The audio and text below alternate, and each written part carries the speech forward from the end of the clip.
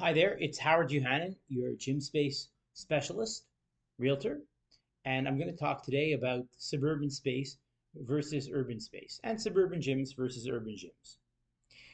It is super easy to open a suburban club and super easy to find a suburban gym space. They're all over the place, they're all the same. They're in a shopping mall, big, small, 20,000 square feet. Um, you've got high ceilings, you've got your windows, you've got a grocery store near you and a bunch of retail, and you're set. Prices are generally on the higher side. Easy to lay out, easy to envision. Everyone's done it. It's what most gym operators are used to and expect, and what most commercial realtors look for. It's easier for them to find, and it's very common. Here's where it gets tricky and where specialists can help. Urban gym spaces. So, to give you a difference, I'm going to use Toronto as an example. Let's take Good Life. When Good Life is in a plaza, like in Oakville Place, it's huge. It's probably 30,000 square feet, is my guess. It's got big windows. It's got high ceilings. It's easy. Whichever realtor found that, they contacted the leasing company representing the mall, leased it out. There's 500 parking spaces in that mall. No problem. Good Life went in. Easy like every other gym they have in a mall all over Ontario. In contrast to that, let's take their Yorkville Club at Bay and Bloor, which just closed. A three-story club. You had to enter where there was security for a whole commercial building.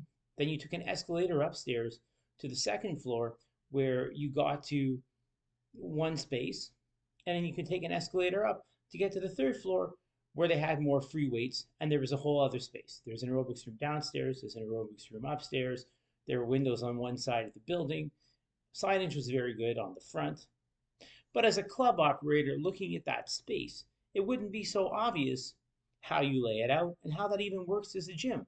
Escalators are sort of weird. Not only that, there's no parking with that gym. It's in Yorkville, which is one of the most luxurious parts of Toronto, and it's a part of Toronto where parking is very expensive and there's lots of density that can walk there.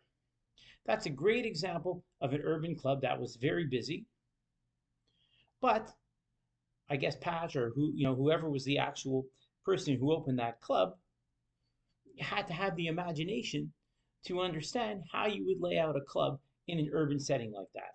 They had to accept that there was no parking. There's not even a parking lot really underneath the building. There's one maybe half a block away, but it's not that close. They had to accept that it was on several stories, except that it was on the second and third floor, not even on the main floor. That's a perfect example of what an operator has to understand when they're looking at urban spaces in big cities where you can't just find a plaza, on the main streets of Times Square or Chelsea Market or Toronto, other than the Eaton Center for that matter. Some cities do have plazas, but the majority of big cities don't have common plazas. So other things that you can be on the lookout for. A lot of times there's basements. Crunch really likes basements in Manhattan. In some of their clubs, around the world that are urban, they tend to have basements. Basements have cheaper rent, at least than what the main floor would be, and it's a perfect extension because you can have free weights there. You're not going to disturb anyone. It's not loud. The only downside is often they're dingier and you have less windows. So the best solution is you've got some space upstairs and then you've got some space downstairs. Probably I would put the noisier and equipment that's heavier downstairs so that you're not risking breaking any floors and that there's not a big sound issue. Sound is a big problem, especially with urban clubs.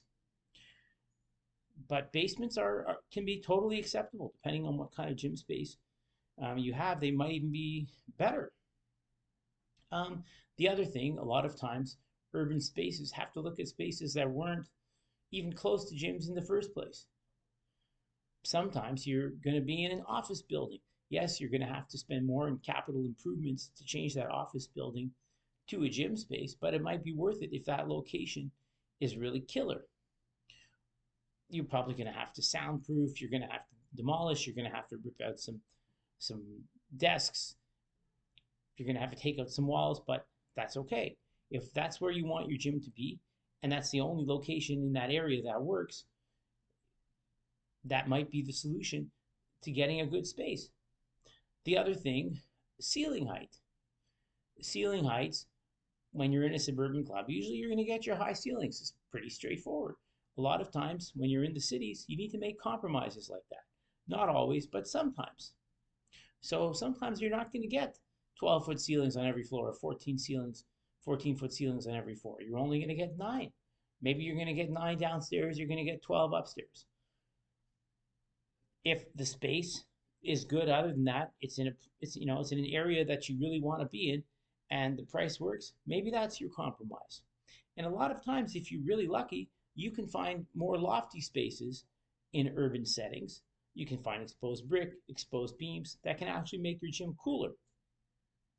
Sometimes you get a garage that you can open for fresh air, even some outdoor gym space, which is trending now. Anyways, if you're looking for gym space, in particular, if you want urban gym space, get in touch with me. Text me at 647-892-6636 or email me at howard@condomanrealty.com. You're going to need an urban space expert if that's what you're looking to do, and that's who I am. Have a great day. Have a great workout.